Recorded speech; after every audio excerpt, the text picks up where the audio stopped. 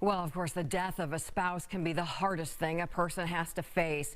But consumer advocates say some insurance companies are adding to their grief, charging what they call a widow penalty, higher insurance rates due to a loophole in the law.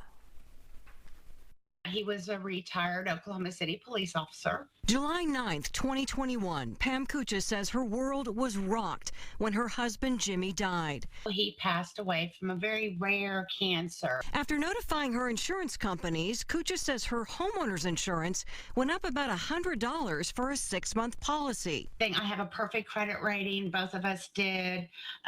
Neither one of us ever had an insurance claim.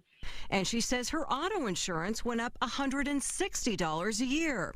Somebody decided that the day your spouse passes, you become a higher risk for your insurance companies. Texas Appleseed says their research over the last several years finds some insurers in Texas charge widows higher rates, and sometimes widowers too. So $95 a year was the average bump that we saw people facing because they were losing their spouse. Consumer Federation of America studied the issue nationwide in 2015, finding some insurers raise rates for widows 5 to 25%. The idea that an insurance company would turn to a widow and say, here's, instead of sending flowers, we're sending you a price increase. It just seems so outrageous and unnecessary. But the Insurance Council of Texas argues that insurance rates are based on a wide variety of factors. The community that you live in, what your claims history was, how long you've been with the company.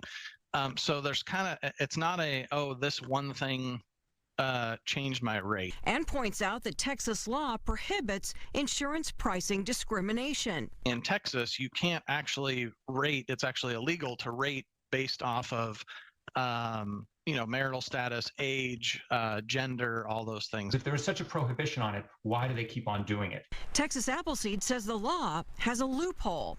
If the company can come up with some kind of actuarial justification, then they're allowed to do it. Some states have banned a widow penalty, including Rhode Island, Delaware, Maryland, Massachusetts, Michigan, and Pennsylvania.